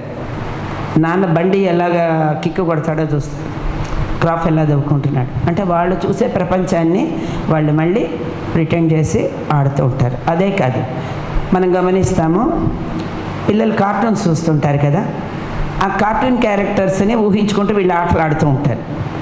తర్వాత ఏం చేస్తారు? అమ్మ పాలు ఎలా పడుతుందో వీడి బొమ్మకు అలా పాలు పడతాడు. పాలు తాగు, నీరసం వస్తుంది, పద స్నానం చేద్దాము. సో బొమ్మలతో వాళ్ళు ఒక లైఫ్ ఉన్న వాటిలాగా ఊహించుకుంటూ ప్రిటెన్షన్ ఇస్తారు. కానీ ఫస్ట్ ఇయర్ నుంచి సెకండ్ ఇయర్ లోపల డెఫినెట్గా అందరి పిల్లలు 1 or 2 ఐటమ్స్ అయినా సరే డెఫినెట్ ప్రిటెన్షన్ అనేది ఉంటుంది. అదేంటంటే 1.5 ఇయర్ నుంచి 2 ఇయర్స్ లోపల చాలా బాగా కనిపిస్తుంది. ఎస్పెషల్గా ఇన్ 18th month 20th monthsలో కనిపిస్తుంది. అటువంటి ప్రిటెన్షన్ గేమ్ కనిపించకపోగా అలోన్నెస్ అనేది మనం బాగా చూస్తాం. ఎప్పుడు ఒక్కడ ఉండడానికి ఇష్టపడడము, తనని తను సెల్ఫ్ స్టిమ్యులేట్ చేసుకోవడము, వెర్బల్ అయినా నాన్ వెర్బల్ అయినా కొంచెం సెల్ఫ్ టాకింగ్ ఉండడము. అంటే మాటలు వచ్చిన వాడైతే వాడికి వచ్చింది ఏదో మాట్లాడుకుంటూ ఉంటారు, లేదా హమ్మింగ్ చేసుకుంటూ ఉంటారు. ఇంకోటి ఆర్టిస్టిక్ పిల్లల్లో మనం గమనించేది ఏంటంటే ఎర్లీ సైన్స్లో కూడా చూస్తాము, అది లేట్ సైన్స్లోకి వచ్చి ఎకోలేలియా లాగా కనిపిస్తుంది మనకి. So you all know about what is echolalia. చిలక పలుకులు అంటే ఎకోలేలియా అంటాం, కానీ అది చిలక పలుకులు అంటే ఏంటి? మనం ఏమంటే అది అంటుంది. మనం ఏమంటే అది అంటే అది అసలు అర్థవంతం కాదు. నీ పేరేంటి అంటే నీ పేరేంటి అంటుంది చిలక. అది కరెక్ట్ కాదు. మనం క్వశ్చన్ వేసాం, అది ఆన్సర్ చెప్పాలి. దీన్ని చిలక పలుకులు అంటాం, దీన్ని ఎకోలేలియా అంటాం. ఈ ఆర్టిస్టిక్ చైల్డ్ని కూడా నీ పేరేంటి అంటే నీ పేరేంటి అంటాడు, అమ్మ అంటే అమ్మ అంటాడు. ఇందులో 2 రకాలు ఉంటాయి. సో ఎక్యూట్ ఎకోలేలియా ఉంటుంది, డిలేడ్ ఎకోలేలియా ఉంటుంది. ఎక్యూట్ ఎకోలేలియా అంటే మన క్వశ్చన్ ఆన్సర్ వచ్చేస్తుంది. డిలేడ్ ఎకోలేలియా ఉంటుంది, ఇప్పుడు క్లాస్కి వస్తారు వాళ్ళు, థెరపీకి వస్తారు, ఇంటికి వెళ్ళిన తర్వాత నేనేం మాట్లాడాను అవన్నీ ఇంటికి వెళ్ళి మాట్లాడుతుంటా. నీ పేరేంటి అంటే ఇంటికి వెళ్ళిన తర్వాత నీ పేరేంటి నీ పేరేంటి నీ పేరేంటి నీ పేరేంటి పరిగెడుతూ ఉంటారు. ఆడుకుంటూ కూడా పరిగెడుతూ ఆ మాటలు మాట్లాడుకుంటూ ఉంటారు. సో డిలేడ్ ఎకోలేలియా ఉంటుందన్నమాట.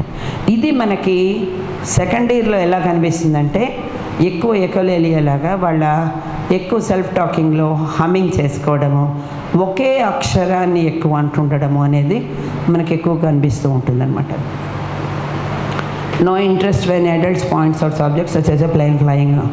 ఓకే, ఇప్పుడు మనం పిల్లలకి ఏం చేస్తాము, పైన ఏరోప్లేన్ ఎడుతుంటే ప్లేన్ చూడు, ఫ్లైట్ చూడు ఎట్టపోతుందని. అసలు ఇందాక చెప్పాను నేను మీకు జాయింట్ అటెన్షన్ అనే మాట. వాడు అసలు మనం చూసే వంక కాదు, మనం చెప్పే వంక కూడా చూడాడు. వాడి ప్రపంచంలో వాడు ఉంటాడు, వాడు ఆడదలుచుకున్న ఆట ఆడతాడు. వీళ్ళు ఏమనుకుంటారంటే పేరెంట్స్ జనరల్గా చాలా మొండోడండి, వాడికి అర్థమవుతుంది, అన్నీ అర్థమవుతాయి, వాడికి ఇష్టమైతే చేస్తాడు లేకపోతే లేదంటారు. అది అర్థం అవడం కాదు, వాడు సెల్ఫ్ అండర్స్టాండింగ్లో ఆ విషయం గురించి వాడికి నచ్చితే వాడికి అర్థమైతే చేస్తాడు. మనం చెప్పేది వాడు చేయడు, కానీ మనం చేసేది చూస్తాడు. అది కూడా ఎప్పుడు చూస్తాడా అంటే అది ఉండదు, ఎప్పుడు చూస్తాడా అంటే అది కూడా ఉండదు. సో ఫ్లూక్గా ఇలా చూసినప్పుడు వాడి కళ్ళ ముందు అది కనిపించింది, సో ఓకే, అది దాని బ్రెయిన్లోకి వెళుతుంది వాడికి. అది అంతే తప్ప మనం సిస్టమేటిక్గా స్ట్రక్చర్డ్గా వాడికి ఇది చేద్దాము అని అనుకుంటే వాడంతా వాడికి అట్లాగా రాదు. నెక్స్ట్ కామన్ క్యారెక్టరిస్టిక్స్ ఇందాక చెప్పాను, పీర్ రిలేషన్స్ ఉండవు. అంటే సేమ్ ఏజ్ గ్రూప్తో పిల్లలతో కానీ ఈవెన్ చిన్న పిల్లలతో, కొంతమంది సైకలాజికల్ ప్రాబ్లమ్స్ ఉండే పిల్లలు వాళ్ళు ఉంటారు, వాళ్ళు ఏం చేస్తారంటే చిన్న పిల్లలతో ఆడతారు, తనకంటే చిన్న పిల్లలతో ఆడతారు. సో అక్కడ మనం ఎలా గమనిస్తామంటే జనరల్గా వాడికి ఏమైనా ఇన్ఫీరియారిటీ కాంప్లెక్స్ ఉండేవాడు తనకంటే చిన్న వాళ్ళతోటి ఎక్కువ కలవడానికి ఇష్టపడతారు. సో సుపీరియారిటీ ఉండేవాళ్ళు, కొంచెం ఐక్యూ ఎక్కువ ఉండేవాళ్ళు, వరల్డ్ వైడ్ ఎంతూజియాజం ఎక్కువ ఉండేవాళ్ళు ఎక్కువ ఏజ్ వాళ్ళతో కలవడానికి ఇంట్రెస్ట్ చూపిస్తారు. కానీ వీళ్ళు ఎవరితో కలవడానికి కూడా ఇంట్రెస్ట్ చూపించారు అసలు. అది చాలా మెయిన్ సిమ్టమ్. కౌన్సిలింగ్కి వచ్చినప్పుడు కూడా ఆర్టిస్టిక్ చైల్డ్ చూడగానే మాకు అర్థమైపోతుంది, అస్సలు ఇల్లు చూస్తూనే ఉంటాడు, ఇల్లు తిరిగేస్తూ ఉంటాడు. ఒక్క సెకండ్ కూడా మనకు ఐ కాంటాక్ట్ ఇవ్వడు. ఐ కాంటాక్ట్స్లో కూడా మళ్ళీ 2 రకాలు ఉంటాయి. So face to face personal eye contact ఒకటి, ఐ టు ఐ కాంటాక్ట్, ఇంకోటి యాక్టివిటీ ఐ కాంటాక్ట్. యాక్చువల్గా అంటే మామూలుగా మాట్లాడుతాను, వీ ఆల్ కెన్ హియర్ కదా, మనం చెవులతో వింటాం, కళ్ళు మూసుకొని కూడా వినగలం. బట్ అందరం ఏం చేస్తున్నామో కళ్ళు వేసుకొని చూస్తూ ఉంటాం ఎవరైనా స్పీకర్ వంక. ఎందుకని చూస్తాము? We are not hearing with eyes, but eyes are the locking part of the brain. మనము ఫోకస్డ్గా ఒకటి వర్క్ చేయాలి అంటే కళ్ళతో చూస్తుంటాం. అందుకని టీచర్ ఏం చెప్తారు క్లాస్లో, లుక్ ఎట్ మీ అంటారు, హియర్ మీ అంటారు, లుక్ ఎట్ మీ అంటారు. సో నా వంక చూస్తే మీకు జాస్ అంతా ఒక పక్కకి వస్తుందని. దీని మీద కూడా ఒక రీసెర్చ్లో ఒక వెర్షన్స్ ఆర్టికల్స్ జరుగుతున్నవి ఏంటంటే, మరి బ్లైండ్ పర్సన్స్ ఎలా ఫోకస్ చేయగలుగుతున్నారు, ఐ కాంటాక్ట్ లేకపోతే how they are able to focus అని. కానీ అక్కడ జరిగేది ఏంటంటే, ఈ ఆర్టికల్ నేను చదివినప్పుడు నాకు అనిపించింది, ఐ ప్రాబ్లం ఉండేవాళ్ళు, విజన్ ఇంపైర్మెంట్ ఉండేవాళ్ళకి బ్రెయిన్ బాగుంది, their other sensory organs are normal, their language inputs are normal, అందువలన they can able to focus their other sensory organs instead of their vision.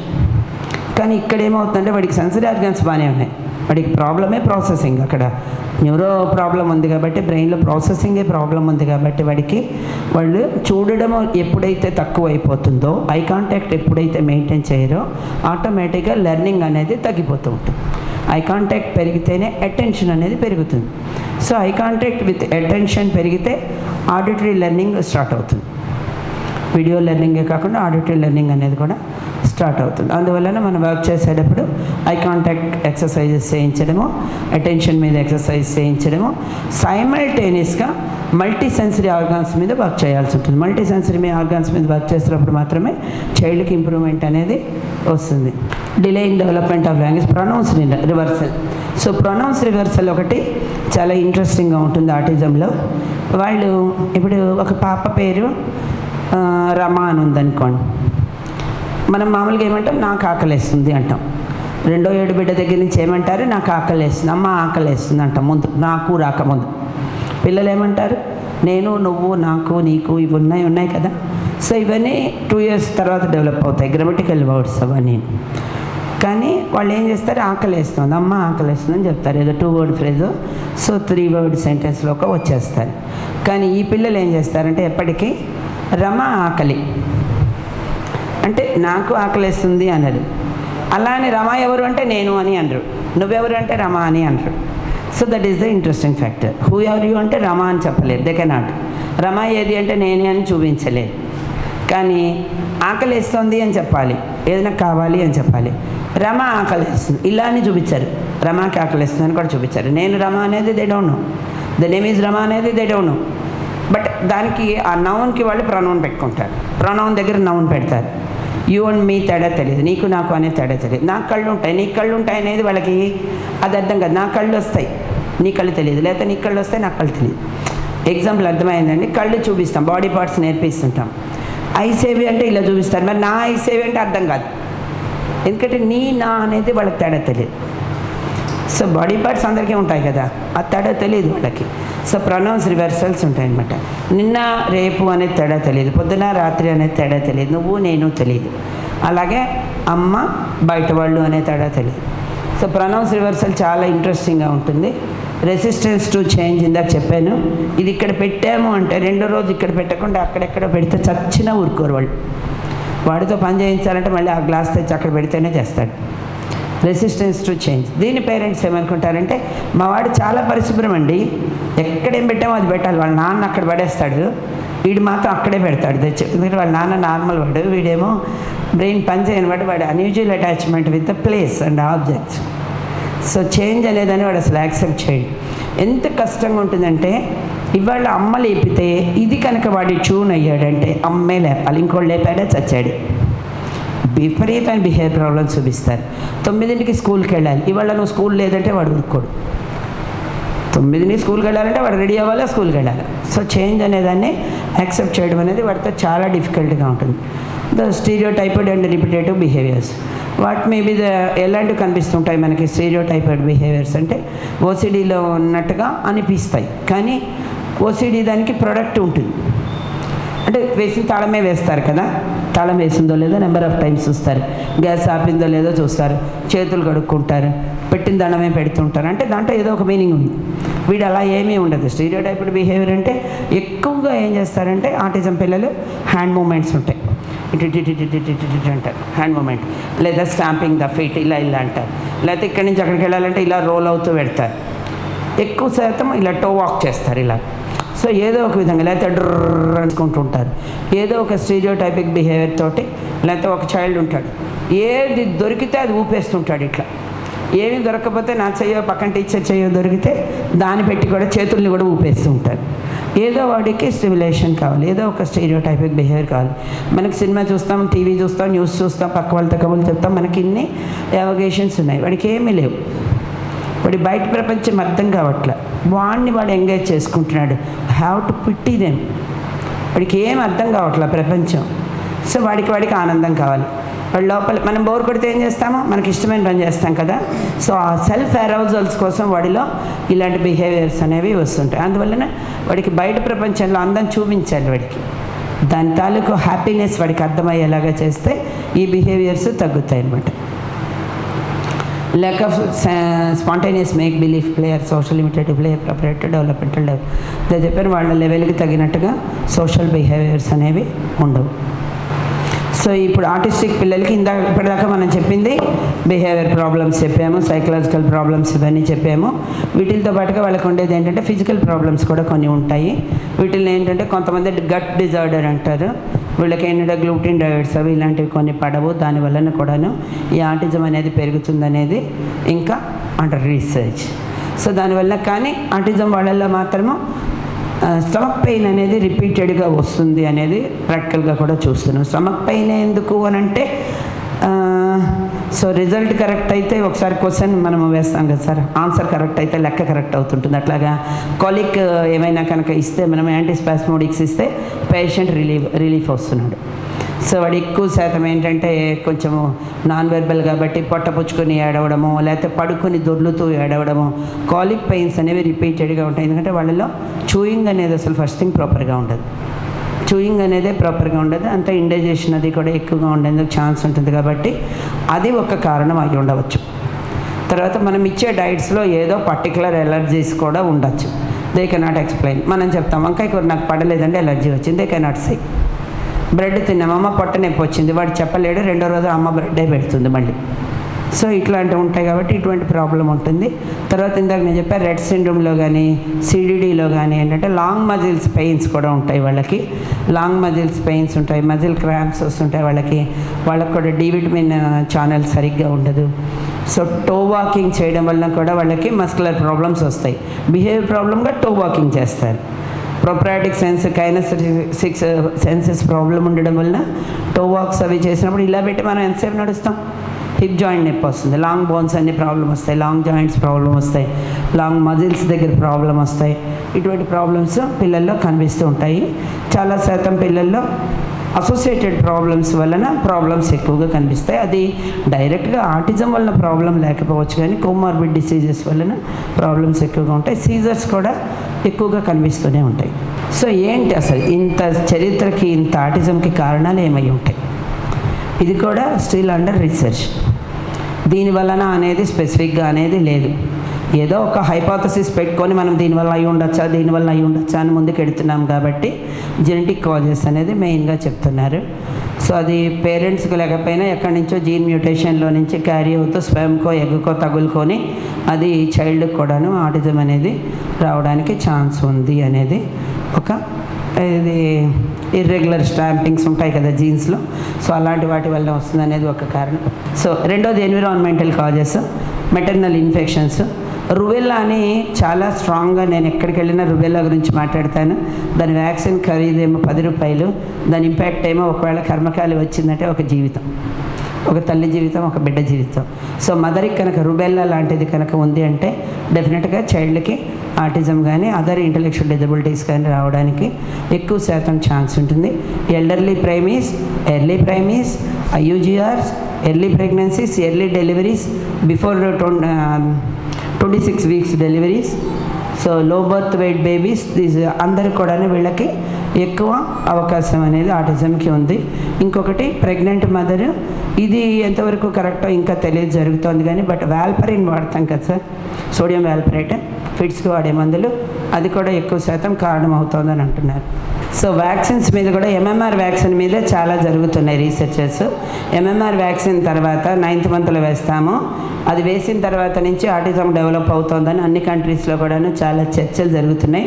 ఈ మధ్య కంప్లీట్గా రూల్ అవుట్ చేసేసారు దాన్ని. అది వ్యాక్సిన్ వల్ల కాదు, వ్యాక్సిన్ ప్రిజర్వేటివ్స్లో ఉండేటువంటి థైమరసాల్ అనే కంటెంట్ వలన వస్తుంది అనే ఒక చిన్న డౌట్ తోటి దాన్ని కూడా తీస్తే పోతుంది కదా. సో 1% అయినా మనం ఎందుకు ఛాన్స్ చేయాలి అనేసి అది కూడా తీసేశారు. సో డెఫినెట్గా వ్యాక్సిన్స్ వలన కాదు, ధైర్యంగా వ్యాక్సిన్స్కి వెళ్ళచ్చు. ఎర్లీ స్క్రీనింగ్స్ ఇందాక చెప్పాను, 18 months అప్పుడు చేసుకోవాలి, 24 months అప్పుడు చేసుకోవాలి. 1 year లోపల అసలు కూయింగ్ వచ్చిందా, లాంగ్వేజ్ వచ్చిందా, నేమ్ కాలింగ్ రెస్పాన్స్ ఉందా, ఐ కాంటాక్ట్ ఉందా అనేది ఒకసారి చేయాలి.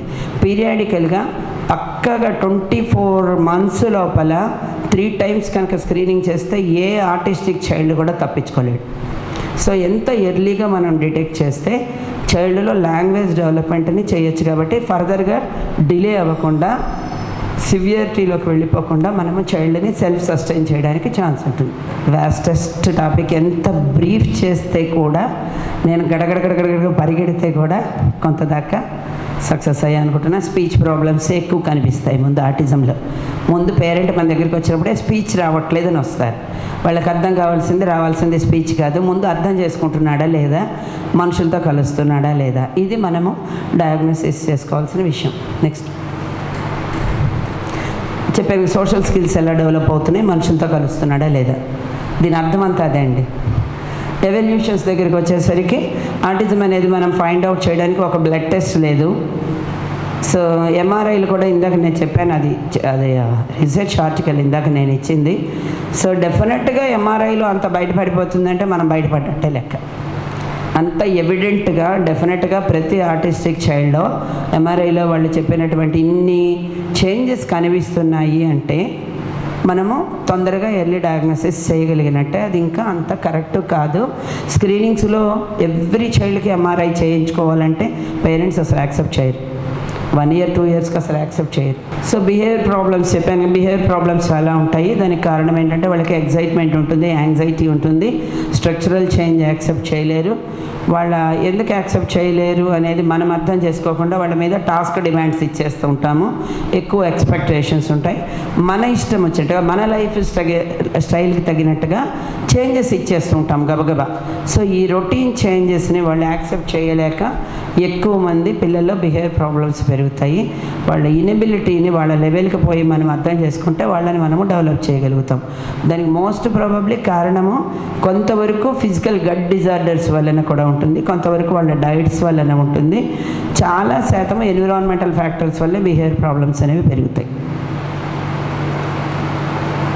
సో ఎలా ఉన్నాయి ఈ బిహేవియర్ ప్రాబ్లమ్స్ తగ్గడానికంటే ఇంకా ఇన్ డెప్త్ మళ్ళీ ఇది రీహాబిలిటేషన్ టెక్నిక్స్ అండ్ ఇవన్నీ టీచ్ అని, కార్స్ అని, ఏబిఏ అని, son rise programmes, sensory therapies, discrete trial training, ఇలాగ ఇవన్నీ అవి థెరపీస్లో ఉండేటువంటి అడ్వాన్స్డ్ టెక్నిక్స్ ఇవన్నీ. ఏబిఏ మాట అందరూ విని ఉంటారు, యాక్చువల్గాను విన్నారండి, ఎక్కువ మంది విని ఉంటారు. అప్లైడ్ బిహేవియర్ అనాలిసిస్ అని మనం సైకాలజీలో ఒక టెక్నిక్ ఉంటుంది యాక్చువల్గాను. సో దానిని ఏబిసి అంటాం కదా మనము, antecedent, behaviour, consequent. So any behaviour follows with consequent results. Any behaviour follows with antecedent design. So మనం యాంటిసిడెంట్ అయినా మార్చాలి, కాన్సిక్వెన్స్ అయినా మార్చాలి, బిహేవియర్ని మార్చాలంటే the same technique applies with the ABA technique, అంటే అదే సేమ్ ఏబిసి. దానిని మనం సైకాలజీలో ఏదైతే చేస్తున్నామో దానిని ఏబిఏ టెక్నిక్గా దాన్ని టెక్నికల్గా మారుస్తాం. దానికి ఏంటంటే నెక్స్ట్ అండి, సో వాళ్ళకి ఏం చేస్తాం మనం ఇందులో మనం ఎలా కండిషనింగ్ చేస్తాం, రీఇన్ఫోర్స్మెంట్, చైనింగ్, ఇవన్నీ ఎలా ఉంటాయో, షేపింగ్, చైనింగ్, ప్రాంప్టింగ్, వీటి ద్వారానే చైల్డ్కి మనం కావాల్సిన డిజైర్డ్ బిహేవియర్ పెంచడం కానీ అన్డిజైర్డ్ బిహేవియర్ని తగ్గించడం కానీ ఏబిఏ టెక్నిక్స్ ద్వారా, లోవాస్ టెక్నిక్స్ ద్వారా, రకరకాల టెక్నిక్స్ ద్వారా మనము సాధించగలుగుతాం. Next, can we prevent autism? మనం ఆటిజంని ఏమైనా ప్రివెంట్ చేయగలుగుతామా? ఇందాక కాజెస్ చెప్పాను, అంటే జెనెటిక్ కాజెస్ని మనం ఏమీ చేయలేము, కానీ ఇన్ఫెక్షన్స్ని తగ్గించవచ్చు కదా. ఎర్లీ ప్రెగ్నెన్సీస్ రాకుండా చూడొచ్చు కదా. 12 ఏళ్ళ పిల్లవాడు పుట్టక్కర్లేదు కదా, 12 ఏళ్ళ అమ్మాయికి. ప్రెగ్నెన్సీస్ మధ్యలో గ్యాప్ కూడా 1 ఇయర్ కంటే బిలో ఉంటే కూడా ఆటిజంకి ఒక సిమ్టమ్ మనం చెప్తున్నాం, అది తగ్గించవచ్చు. రుబెల్లా లాంటి ఇన్ఫెక్షన్స్, టార్చ్ ఇన్ఫెక్షన్స్ లేకుండా చూడొచ్చు. యూజీఆర్ కేసెస్ని మనం స్టిమ్యులేట్ చేసుకోవచ్చు, కొంతవరకు మనము ప్రివెంట్ చేయగలుగుతాం. నెక్స్ట్ ఏముంటాయంటే వీళ్ళకి సిబిటి, పేరెంట్ ట్రైనింగ్ ఉండాలి, ఎడ్యుకేషన్, చైల్డ్కి ఇండివిజువల్ ఎడ్యుకేషన్ ప్రోగ్రామ్స్ చేయాలి, రీహాబిలిటేషన్స్ చేయాలి. రీహాబిలిటేషన్ అంటే అందులో speech therapy, language therapy, behaviour therapy, sensory therapies, వీటిలన్నిటితో పాటుగా కొన్ని కేసెస్కి మెడికల్ ట్రీట్మెంట్స్ అవసరం అవుతాయి. బిహేవియర్ ప్రాబ్లమ్స్లో చాలామందికి ఏంటంటే సెల్ఫ్ ఇంజరీస్గా ఉంటారు. మనని కొరుక్కోవడము, ఎదుటి వాళ్ళని కొరుక్కోవడము, హెడ్ బ్యాంగ్ చేయడము. సో ఇలాంటి కొంచెము వైలెంట్ బిహేవియర్స్కి మెడికల్ ట్రీట్మెంట్ అనేది కొంచెం కామింగ్ ఎఫెక్ట్గా ఉంటుంది. But not completely we can not rely on medical treatment only. డెఫినెట్గా రీహాబిలిటేషన్ అనేదానికే ఎక్కువ మార్కులు వస్తాయన్నమాట, దానికి సెన్సరీ ఇంటెగ్రేషన్, మెడికేషన్ అవన్నీ. నెక్స్ట్, ఎవరికి ఏ చైల్డ్కి ఎటువంటి థెరపీ ఇస్తామనేది చైల్డ్ లెవెల్ని బట్టి ఉంటుంది. నెక్స్ట్, తొందరగా మనము చూస్తే మనం ఏమైనా ఎర్లీగా ఏమైనా ప్రయోజనం ఉంటుందా అంటే డెఫినెట్గా ఎప్పుడైనా ఉంటుంది. ఏ సమస్య అయినా లైఫ్లో సమస్య చిన్నదిగా ఉన్నప్పుడే దానికి సొల్యూషన్ వెతికితే ఏ సమస్య అయినా సరే, అది మెడికల్ సమస్య, సైకలాజికల్ సమస్య, ఆటిజమా, ఏదైనప్పటికీ కూడా చిన్నప్పుడే కనుక చూస్తే, అంటే ఎర్లీ స్టేజ్లో చూస్తే ఫర్దర్గా డిటీరియేట్ అవ్వకుండా ఉంటుందనేది డెఫినెట్ ప్రూఫ్ అది. సో దీన్ని ఎలాగ చేస్తాము అంటే ఎంచాట్ అనేది ఉంటుంది. ముందు అందరూ చేసేది కాదు కానీ బట్ రెగ్యులర్గా క్లినికల్ సైకాలజిస్టులే చెయ్యాలి, కానీ వర్క్ పర్పస్గా మేమేమి సర్టిఫై చేయం. కానీ ఎంచాట్ చూసేస్తే అర్థమైపోతుంటుంది సుమారుగా, అసలు ఎక్స్పీరియన్స్ తోటే అర్థమైపోతుంది వాడు ఆటిజం ఏ లెవెల్లో ఉన్నాడని. కానీ ఈ స్కోర్స్ని బట్టి, ఎంచాట్ స్కోర్స్ని బట్టి చైల్డ్ 2 to 4 years మధ్యలో ఉన్నప్పుడైతే కనుక చేస్తాము. 3 to 7 మధ్యలో స్కోర్ వస్తే కొంచెం రిస్క్ ఉంటుంది అంటాము. 7 కంటే ఎక్కువ వస్తే ఇంకొంచెం ఎక్కువ రిస్క్ ఉంది అంటాం. 3 లోపల అయితే నార్మల్ చైల్డ్హుడ్ బిహేవియర్ ప్రాబ్లమ్స్ అవ్వచ్చు. దానిని 7 దాకా వచ్చిన చైల్డ్ని మళ్ళీ రిపీట్ చేస్తుంటాం. నెక్స్ట్ వచ్చి ఎంచాట్ ఆర్ అని రివైజ్డ్ ఉంటుంది. ఇది ఏంటంటే ఇంచుమించు దానిలాగానే ఉంటుంది, ఇంకొంచెం ఇన్ డెప్త్ ఇంటర్వ్యూస్ తీసుకుంటాం. అంటే పేరెంట్కి అర్థం కాకపోయినా, అంటే నో ఎక్స్పోజర్ అనుకోండి, ఆ చైల్డ్కి ఇప్పటిదాకా అది నేర్పించే ఉండం, నో వాడికి రాదు అని రాసేయకూడదు కదా. సో వాళ్ళకి కొంచెం చైల్డ్కి నేర్పించి, పేరెంట్కి నేర్పించి మళ్ళీ ట్రై చేసుకొని చూసుకుంటాం. ఇలాగా మనము అర్థం చేసుకొని దానిని స్కోర్ చేసుకోవడం అనేది జరుగుతుంది. ఇది అందరికీ వచ్చే కామన్ డౌట్, సిబ్లింగ్స్కి ఎంతవరకు ఉంటుంది అనేది. అంటే నెక్స్ట్ పుట్టే చైల్డ్కి ఆటిజం ఎంత ఛాన్స్ ఉంటుంది అనేది. ఒకే ఇంటో 19% సెకండ్ చైల్డ్కి ఉంటుంది. థర్డ్ చైల్డ్కి వస్తే, అంటే ఇద్దరు పిల్లలకి కనుక ఆటిజం ఉంటే థర్డ్ చైల్డ్కి 35% ఉంటుంది. ట్విన్స్లో అయితే కనుక ఇంకా ఎక్కువ ఛాన్స్ ఉంటుంది. ఆ ట్విన్స్లో కూడా 2 రకాలు ఉంటారు కదా, మోనోజైగోటిక్, డైజైగోటిక్స్. మోనోజైగోటిక్ వాళ్ళకి ఎక్కువ ఛాన్స్ ఉంటుంది. సో దేర్ ఇస్ 70 బాయ్స్లో, పైగా పర్టికులర్గా సెకండ్ చైల్డ్ బాయ్ అనుకోండి, మళ్ళీ అందులో రిస్క్ అనేది ఎక్కువ ఉంటుంది మళ్ళీ. ఓకే, ఇందాక చెప్తున్నాను, ఒక్కటి మాత్రం స్ట్రక్చరల్ లెర్నింగ్ అనేది గుర్తుపెట్టుకోవాలి. అది స్ట్రక్చరల్ లెర్నింగ్ అంటే ఒక పనిని సిస్టమేటిక్గా ఒకే పద్ధతిలో ఒకే టైంకి ఒకే లెవెల్లో కనుక చెప్తే స్ట్రక్చరల్ టీచింగ్స్ ద్వారా, టీచ్ అంటే అదే ఇందాక ఒకటి చెప్పాను కదా, అది చాలా ఇంపార్టెంట్. స్ట్రక్చరల్ అనమాట. టీచ్ అంటే teaching education with artistic child and communication disorders, దాని అబ్రివేషన్. కానీ అందులో చేసేది ఏంటంటే స్ట్రక్చరల్ టీచింగ్. సో పక్కాగా మనం ప్లాన్డ్గా చేయాలి. వాళ్ళతో ఏం చేసినా మిగతా పిల్లలతో లాగా క్యాజువల్గా బిహేవ్ చేస్తే, మనం మనతో పదరా నాతో బయటకి అని మామూలు పిల్లల్ని తీసుకెళ్ళిపోతాం, వాడు ఏమనడు. కానీ వీడిని తీసుకెళ్ళాలంటే మనకు మెంటల్ ప్రిపరేషన్ అవసరం, మనకి వాడికి కూడా. సో ఇలా స్ట్రక్చరల్ టీచింగ్ ద్వారా చైల్డ్ని మనము చాలా వరకు నార్మల్లోకి తీసుకురావచ్చు. Thank you very much. అందరం కూడా ఈ సెన్సిటైజేషన్ ప్రోగ్రామ్ని ఎవరి లెవెల్లో వాళ్ళు అందరం ముందుకు తీసుకెళ్తే, మాకు నేను ఆర్టిస్టిక్ పిల్లలు వచ్చిన దగ్గర నుంచి నేను ఎంతో బాధపడతాను. 50 మంది ఆటిజం పిల్లలు ఉన్నారు అంటే 50 ఫ్యామిలీస్ సఫర్ అవుతున్నాయి. 50 మంది పిల్లలు కాదు, 50 మంది ఫ్యామిలీస్, సిబ్లింగ్స్, పేరెంట్స్. నార్మల్ చిల్డ్రన్ని హాస్టల్లో పెట్టేస్తున్నారు పేరెంట్స్, ఎందుకంటే ఈ పిల్లాన్ని చూడడానికి ఎనర్జీ అయిపోతుంది వాళ్ళకి. నార్మల్ చైల్డ్తో ఆనందం అంతా పక్కన పెట్టేసుకుంటున్నారు. Normal child sibling rivalry start అవుతుంది. వీడి మూలంగా నన్ను పక్కకి తోసేశారు, వీడన్నీ చింపేస్తాడు, వీడన్నీ కొట్టేస్తాడు ఇంట్లో. వాడికి ఏం తెలుసు వాడిని ఎందుకు చేస్తున్నావు నువ్వు అని ఎంతసేపు మదర్ కానీ పేరెంట్ కానీ వాడికి సపోర్ట్ ఇస్తారు. పేరెంట్స్లో నేను గమనిస్తున్నది 2 రకాలు, ఓవర్ ప్యాంపరింగ్, ఓవర్ ఇగ్నోరెన్స్. వీడికి ఏం తెలుసు అని అన్నీ వాడికి అస్సలు రానివ్వకుండా చేస్తున్నారు. ఒకటి వాడికి ఇంత, వీడికి కర్మని ఏమీ రాకుండా కూడా చేస్తున్నారు. సో అట్లా కాకుండా ఉండాలంటే మనం అందరం నడుము కట్టుకుని పోరాడాలి. Thank you very much. నేను సైతం ఈ ప్రపంచాగ్నికి సమిధన అవుతాను. Thank you very much. Thank you Krishnakumari గారు. డాక్టర్ కృష్ణకుమారి గారు, మనకి ఆటిజం గురించి కొంచెమే తెలుసు. మేడం అయితే day in day out work చేస్తారు కాబట్టి she has a very vast knowledge of it. అది చెప్పాలి, మనకు కూడా అవేర్నెస్ చాలా అవసరం. So that we will be able to identify. మన దగ్గర ఎవరైనా వచ్చినప్పుడు అట్లీస్ట్ మనం ఆ నాలెడ్జ్ ఇవ్వగలుగుతాము. That awareness is very much essential for us also to tell parents what they have to do. At least ఎవరిని అప్రోచ్ అవ్వాలనేదైనా చెప్పగలుగుతాము. Thank you so much ma'am. Thanks for the information. దీంతో ఈ మీట్ క్లోజ్ అవుతుంది. So మళ్ళీ వచ్చే fourth నైట్లో మళ్ళీ కలుద్దాం. Thank you.